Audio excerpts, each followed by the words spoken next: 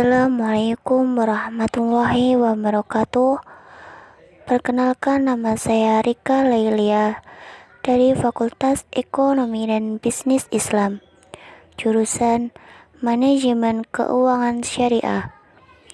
Di sini saya akan mempresentasikan hasil laporan praktik pengalaman lapangan atau biasa disebut dengan PPL gelombang 1 tahun 2021 yang bertempatan di Lembaga Kantor Desa atau Lembaga Pemerintahan di Kantor Desa Gemenggeng, Kecamatan Pace, Kabupaten Nganjuk.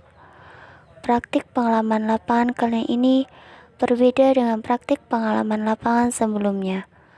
Praktik pengalaman lapangan kali ini dilakukan secara virtual dari rumah di desanya masing-masing dengan observasi dan wawancara karena adanya COVID-19. Judul laporan praktik pengalaman lapangan yaitu Analisis Perencanaan Pengelolaan Keuangan Dana Desa di Desa Gemenggeng, Kecamatan Pace, Kabupaten Nganjuk. Desa Gemenggeng merupakan desa yang terletak 4 km dari pusat pemerintah Kecamatan Pace. Sedangkan jarak tempuh dari Kabupaten Nganjuk adalah 12 km. Desa Gemenggeng memiliki 4 dusun, yaitu Dusun Kedung Bajul, Dusun Klitik, Dusun Semanding, Dusun Gemenggeng. Secara administratif, batas-batas wilayah sebelah utara Ploso Harjo, sebelah selatan Pace Wetan, sebelah timur Kedung Ombo, sebelah barat Jetes. Sejarah Desa Gemenggeng. Pada zaman dahulu, ada seorang yang bernama Joseto yang memiliki istri, namun belum memiliki tempat tinggal karena keadaan masih hutan belantara. Oleh karena itu, Joseto mengajak kawannya untuk babat hutan dengan setiap hari dan mengeluh tangannya kesakitan karena menggenggam kapak setiap hari. Tangannya menjadi kaku atau kemeng. Joseto berkata, kalau begini caranya hidup kita tidak akan langgeng kawan. Dan Joseto bersaksi akan menamakan sebuah desa Gemenggeng karena Joseto mendengar kata gegem, kemeng, dan langgeng. Mendengar kata Joseto, orang-orang menjadi semangat dan meneruskan perjalanannya untuk babat hutan. Meneruskan di sebelah timur dekat Sanding. Setelah selesai diberikan nama Semanding. Keesokannya mereka meneruskan ke sebelah barat. Setelah 5 hari menemukan gedung yang luas dan banyak buayanya atau bajul, dan Joseto memberikan nama Gedung Bajul. Hari berikutnya diteruskan babat selatan lancar, tidak ada arah yang melintang, tapi anehnya siang ataupun malam berbunyi kelenengan atau klaten. Dan Joseto sebagai ketua memutuskan babat tersebut dinamakan klaten. Dan selanjutnya diteruskan ke arah timur. Orang-orang merasa lelah dan perutnya keroncongan, berbunyi klitik-klitik. Akhirnya Joseto mendengarkan keluhannya orang-orang tersebut dan memberikan nama dusun Klitik. Ketika selesai babat hutan, Gemenggeng adalah pusat segala kesenian seperti wayang timplong di Kedung Bajul, wayang kulit, jaranan, dan lain-lain. Inilah sejarah Desa Gemenggeng yang mempunyai 5 dukuhan, yaitu Kedung Bajul, Gemenggeng, Semanding, Klaten, dan Klitik. Visi dan misi pemerintah Desa Gemenggeng. Visi: terwujudnya Desa Gemenggeng yang rukun, aman dan tentram, serta tercipta masyarakat yang adil sejahtera lahir dan batin. Mana tersebut artinya terjalinnya sinergi yang dinamis antara masyarakat, pemerintah desa Gemenggeng secara terpadu. Misi yang pertama, mewujudkan dan mengembangkan kegiatan keagamaan untuk menambah keimanan dan ketakwaan kepada Tuhan Yang Maha Esa. Kedua, mewujudkan dan mendorong terjadinya usaha-usaha kerukunan antar dan intern warga masyarakat yang disebabkan karena adanya perbedaan agama, keyakinan, organisasi, dan lainnya dalam susunan saling menghargai dan menghormati. Ketiga, membangun dan meningkatkan hasil pertanian dengan jalan penataan, pengairan, perbaikan jalan sawah atau jalan usaha tani, pemupukan, dan pola tanam yang baik. Keempat, menata pemerintah desa Gemenggeng yang kompak dan bertanggung jawab. Kelima, meningkatkan pelayanan masyarakat secara terpadu dan serius. Keenam, mencari dan menambah debit air untuk mencukupi kebutuhan pertanian. Ketujuh, menumbuh kembangkan kelompok tani dan gabungan tani serta bekerja sama dengan HIPA untuk memfasilitasi kebutuhan petani. Kedelapan, menumbuh kembangkan usaha kecil dan menengah. Kesembilan, membangun dan mendorong majunya bidang pendidikan baik formal ataupun informal yang mudah diakses dan dinikmati seluruh warga masyarakat tanpa terkecuali, yang mampu menghasilkan insan intelektual, inovatif, dan entrepreneur atau wirausahawan. Kesepuluh, membangun dan mendorong usaha-usaha untuk pengembangan dan optimalisasi sektor pertanian, perkebunan, peternakan, dan perikanan, baik tahap produk maupun tahap pengolahan hasilnya. Susunan organisasi pemerintah desa Gemenggeng, Kecamatan Pace, Kabupaten Nganjuk. Kepala desa bernama Bapak Bagus Priyo Sembodo SPD. Kepala Seksi Pemerintahan bernama Juwito. Kepala Seksi Kesejahteraan bernama Jamiran. Kepala Seksi Pelayanan bernama Lamidin. Sekretaris Desa bernama Satria Dwi. Kepala Urusan Tata Usaha dan Umum bernama Anang. Kepala Urusan Keuangan bernama Sukarji. Kepala Urusan Perencanaan bernama Yulianto. Kepala Dusun Gedong Bajul bernama Luki. Kepala Dusun Gemenggeng bernama Jumadi. Kepala Dusun Semanding bernama Agung. Kepala Dusun Klitik bernama Gunadi.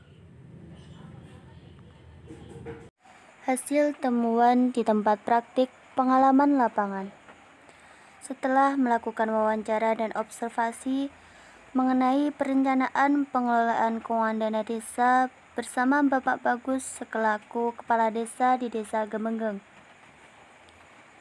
Analisis ini menjelaskan bahwa analisis perencanaan pengelolaan keuangan dana desa mencakup beberapa aspek, yakni dalam perencanaan, pelaksanaan, penatausahaan, pelaporan, dan pertanggungjawaban.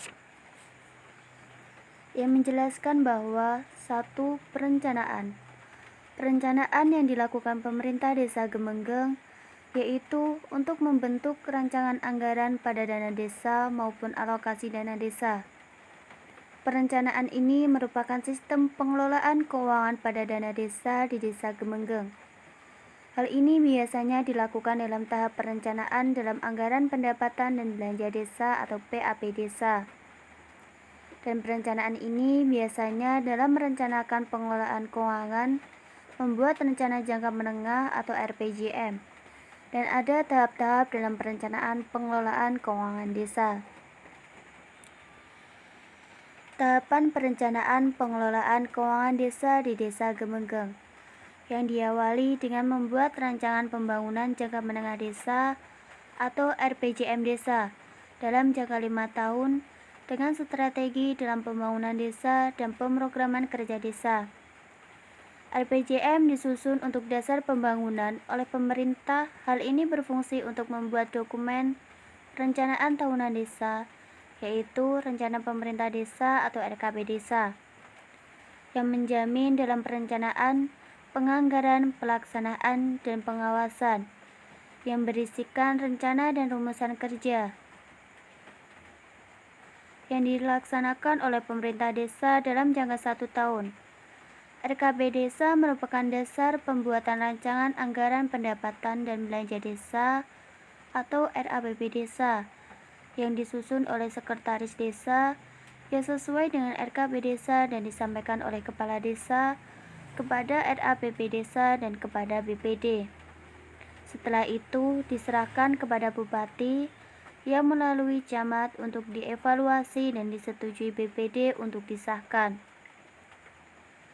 RAP Desa menjadi Peraturan Desa atau APB Desa. Tahapan perencanaan pengelolaan keuangan sudah sesuai dengan Permendagri nomor 113 tahun 2014. Yang kedua, pelaksanaan. Pelaksanaan dana desa di Desa Gemenggeng. Hal ini dilaksanakan dalam kegiatan pengajuan pendanaan yang disertai dengan dokumen, yaitu rencana anggaran biaya oleh sekretaris yang telah diverifikasi yang sah, dan bendahara sebagai pungut pajak penghasilan atau PPh dan lain-lain. Bendahara wajib menyetor dalam penerimaan potongan dan pajak yang dipungut pada rekening kas negara yang sesuai dengan perundang-undangan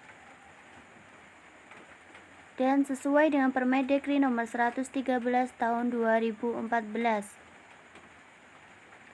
Selain itu juga melaksanakan dalam pelaksanaan pengadaan barang atau jasa yang ditetapkan oleh tim pengelola kegiatan atau TPK yang terdiri dari unsur pemerintah desa dan unsur lembaga kemasyarakatan dengan melalui adanya surat keputusan, dan juga dalam pelaksanaan perubahan AP Desa, yaitu APB Desa dilakukan perubahan dalam jangka 1 kali dalam 1 tahun anggaran. Hal ini sama dengan penetapan APB Desa. Yang ketiga, penantausahaan. Penantausahaan adalah suatu sistem keuangan yang dilakukan oleh bendahara. Bendahara ini memiliki tugas dalam pencatatan setiap penerimaan pengeluaran keuangan. Sistem pengeluaran dan keuangan desa pada Desa Gemenggeng Kecamatan Pace dalam penerimaan dan pengeluaran disertai dengan bukti-bukti kwitansi. Hal tersebut untuk pembukuan pada buku kas umum, buku bank desa, dan buku pajak. Hal ini sudah sesuai dengan Permendagri nomor 113 tahun 2014.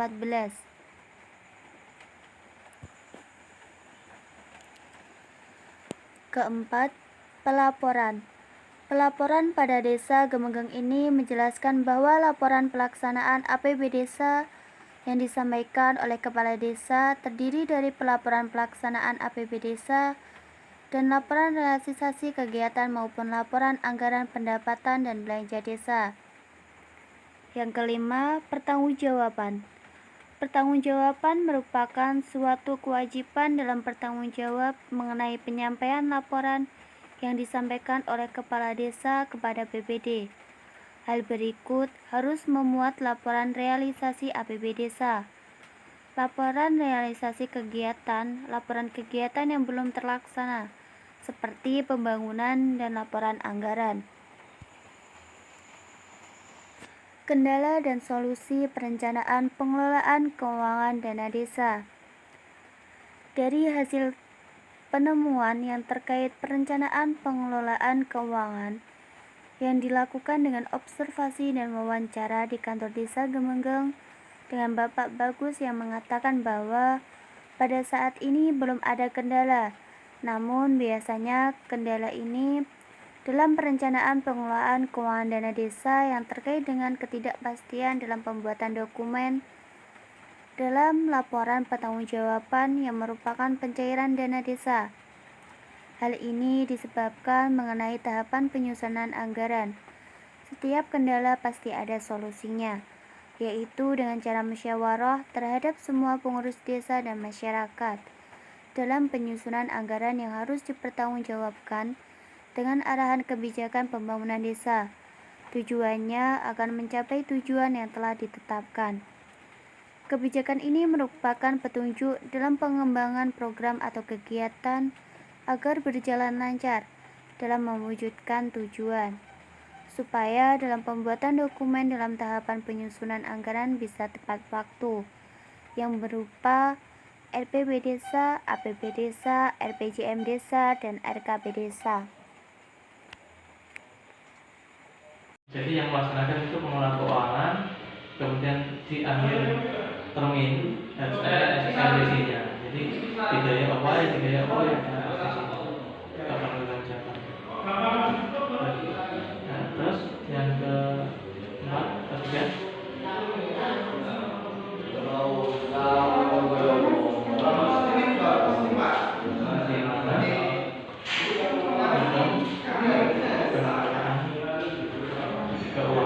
jadi sistem cara kita melakukan itu bagaimana?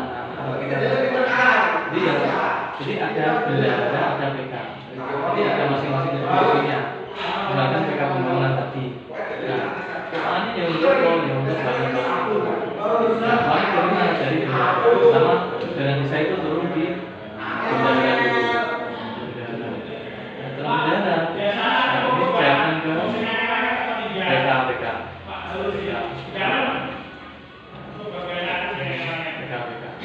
Jadi 3 PK ini mencairkan dana dari bendahara. Misalkan tadi yang termin pertama 400 juta. Ya, ini apa PK? Kalau ngatur di PK pembangunan. Misalkan 50 di PK kesejahteraan, 50 lagi dari PK yang bagian generasi insentif RCRP, insentif guru ngaji, insentif apa ada tugasnya sendiri-sendiri. Itu ya. Jadi sistemnya itu dari bank insentif turun ke bendahara, kemudian dimasukkan, diserahkan ke PK pelaksana pengelola keuangan masing-masing.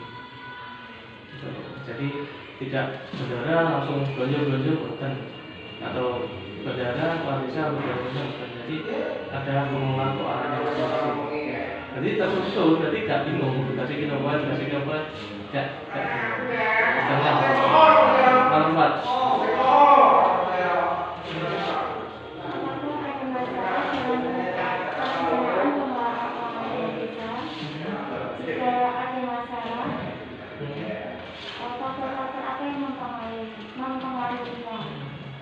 Sebenarnya masalah tidak ada.